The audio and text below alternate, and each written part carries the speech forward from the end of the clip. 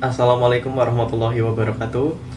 Mohon izin Pak Jimin, perkenalkan saya Diki Setiawan dengan NIM 230202743 dari kelas 5 IKRB. Di sini saya akan memaparkan terkait dengan proyek UAS saya. Namun sebelumnya saya mohon maaf karena keterbatasan laptop saya tidak bisa merekam layar karena kebetulan storage-nya penuh. Jadi nanti pada saat memaparkan saya menggunakan handphone untuk merekamnya. Dan mohon maaf juga kalau misalkan nanti pada saat perekaman hasilnya kurang jelas atau kurang terbaca. Oke, baik, langsung saja. Di sini saya mengambil tema yang pertama terkait dengan sistem informasi berbasis cloud. Di sini proyek saya berjudul Implementasi Sistem Informasi Akademik Berbasis Cloud. Yang pertama kita masuk ke latar belakang. Banyak institusi pendidikan skala kecil hingga menengah saat ini menghadapi dilema digitalisasi yang cukup kompleks. Di satu sisi, kebutuhan akan sistem informasi akademik yang modern, responsif, dan juga terintegritas menjadi harga mati untuk mendukung efisiensi manajemen data siswa serta proses belajar mengajar. Namun di sisi lain, keterbatasan anggaran operasional seringkali menjadi penghalang untuk menghadapi layanan public cloud kelas atas seperti AWS, Azure, dan juga Google Cloud, yang struktur biayanya cenderung fluktuatif dan bergantung pada konsumsi sumber daya serta kurs atau mata uang asing. Ketergantungan pada layanan publik ketika ini justru menambah beban finansial jangka panjang bagi institusi dengan anggaran terbatas. Sebagai jawaban atas tantangan tersebut, implementasi private cloud dengan memanfaatkan tumpukan teknologi open source muncul sebagai solusi yang sangat cost efektif namun tetap memiliki performa kelas industri. Dengan membangun infrastruktur mandiri, institusi memiliki kendali yang penuh atas kedaulatan data mereka sendiri. Proyek ini mengintegrasikan ekosistem virtualisasi yang tangguh menggunakan Oracle VM atau Proxmox FE sebagai lapisan hypervisor untuk manajemen sistem virtual, yang dipadukan dengan TrueNAS sebagai solusi penyimpanan berbasis jaringan atau NAS yang aman dan reliable. Kemudian, ini memungkinkan memanfaatkan perangkat keras fisik secara maksimal melalui teknik abstraksi sumber daya yang efisiensi. Pada pengembangan aplikasi, sistem menggunakan stack teknologi yang modern namun tetap ringan. Python dengan framework atau Flash digunakan untuk menangani logika bisnis di sisi backend karena kestabilan ekosistem pustaka yang luas. Sementara antarmuka dirancang menggunakan HTML dan juga bahasa Python untuk memastikan pengalaman pengguna institusi perangkat melalui pendekatan ini. Institusi pendidikan tidak hanya mendapatkan pendidikan akademik namun juga secara teknis, tetapi juga kemudian kemandirian infrastruktur digital yang keberlanjutan namun terjebak dalam biaya cloud langganan yang mahal. Oke, selanjutnya kita langsung ke ini perancangan web terkait sistem informasi. Jadi di sini file utamanya itu app.py. Kemudian ada pendukung lainnya yaitu di folder template. Ini di folder template ada beberapa folder lain di dalamnya. Seperti yang pertama ada folder admin, kemudian ada dosen, kemudian kaprodi, dan juga mahasiswa. Untuk admin nanti ada data master, kemudian ada kelola user dan juga konfigurasi. Kemudian dosen nanti bisa mengakses terkait dengan absensi, forum, kemudian ada input nilai dan juga upload materi.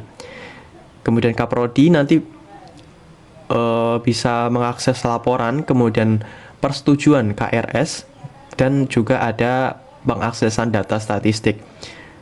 Kemudian untuk mahasiswa nanti bisa mengakses jadwal, kemudian ada keuangan, KRS, materi, dan juga nilai. Kemudian di template ini juga ada beberapa file. Yang pertama ada dashboard, kemudian ada login, dan juga ada profile. Dan di sini juga ada konfigurasinya. Oke, mungkin setelah ini kita langsung ke webnya. Di sini saya masih menggunakan private atau lokal. Nah, kita sudah di tampilan halaman utama. Ini nanti kita username kita mengisi sesuai dengan pengguna. Jadi nanti di pengguna itu ada mahasiswa, ada admin, ada kaprodi, dan juga ada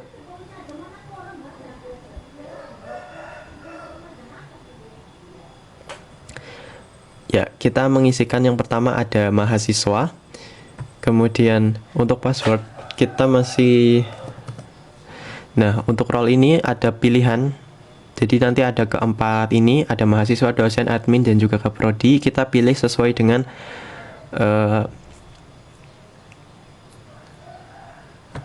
inputannya.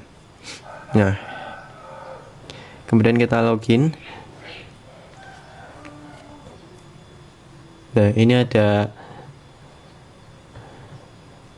di dashboard mahasiswa, nanti kan ada profil, kemudian ada KRS, nilai, dan juga jadwal, serta keuangan dan materi kuliah. Nah, nanti juga sama terkait dengan login sebagai misalkan dosen. Itu kodenya DSN 1. Kemudian role-nya kita pilih sebagai dosen. Nah, nanti di dosen ini kita bisa menginputkan nilai, terus upload materi dan juga absensi, serta ada forum diskusi juga. Nah, di forum diskusi ini seperti ini. Misalkan dari mahasiswa berupa chat, kemudian nanti dibalas oleh dosen. Kemudian juga ini ada upload materi dan juga ada input nilai.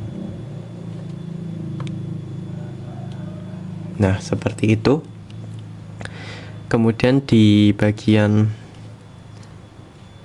virtualisasi, di sini ada PFE1, PFE2, kemudian ada Mikrotik dan juga PBS untuk backupnya. Kemudian ada TrueNAS. Nah, di sini saya pertama akan menampilkan terkait dengan PFE yang pertama dulu. Ini PFE pertama yang sudah connect dengan PFE yang kedua.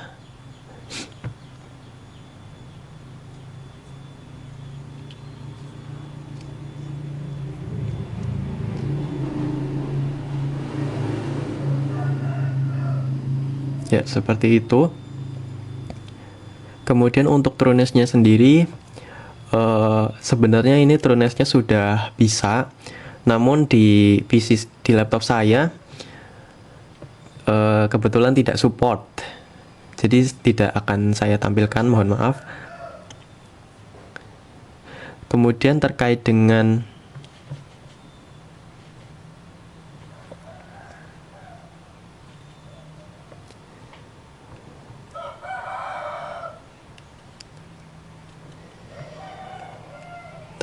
database, database ini belum jadi, baru di tahap awal.